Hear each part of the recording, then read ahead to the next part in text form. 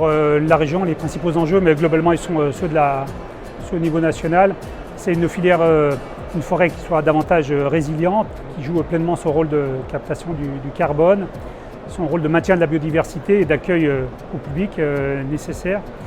Et on a besoin d'avoir donc une forêt plus forte et donc des plantations qui soient plus résilientes, plus résistantes au réchauffement climatique, avec des acteurs qui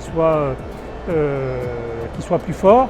Deuxième enjeu, c'est réaliser une offre de bois local plus importante dans le cadre de la transition écologique et transition énergétique. Le bois a pleinement sa place, il répond parfaitement à ces enjeux-là et donc nous devons être en capacité d'avoir une offre plus importante, plus adaptée, tant en bois matériaux qu'en bois énergie.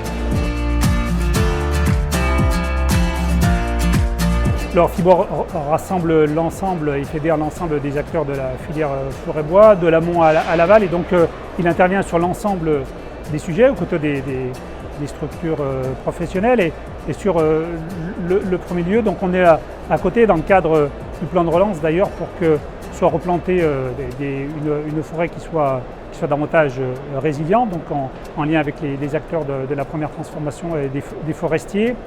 Et puis sur le deuxième, on accompagne pour augmenter l'offre de bois dans le cadre de la transition écologique. On accompagne les entreprises dans leur quotidien, dans l'évolution de la réglementation. Je pense à la réglementation environnementale RE 2020 qui se met en place au 1er janvier. Donc il y a un accompagnement de ces entreprises, y compris dans la dimension innovation, pour qu'elles soient en capacité de répondre aujourd'hui et demain à ce challenge important qui est une offre plus importante face à des matériaux qui sont beaucoup plus énergivores, et donc on a besoin de répondre pleinement avec nos entreprises. Je rappelle, plus de 40 000 salariés et 20 000 entreprises sur la région Auvergne-Rhône-Alpes.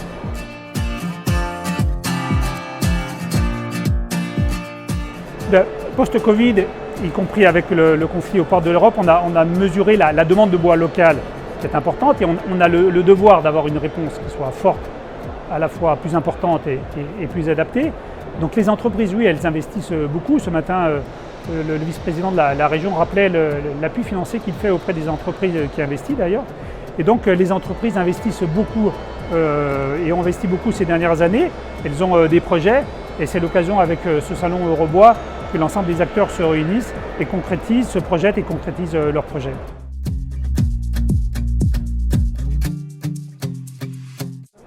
Ben oui, pendant 2 ans, on n'a pas pu se retrouver, soit par visio, soit à travers les masques, effectivement. Donc on va passer des moments de convivialité sympas. On a plaisir à se retrouver les uns et les autres, à partager sur les différentes thématiques, les actions que l'on porte. Et puis, encore une fois, les visiteurs, ils ont des projets, et les exposants ont une offre importante et diverse à faire. Et on espère que l'ensemble des acteurs vont pouvoir concrétiser les projets.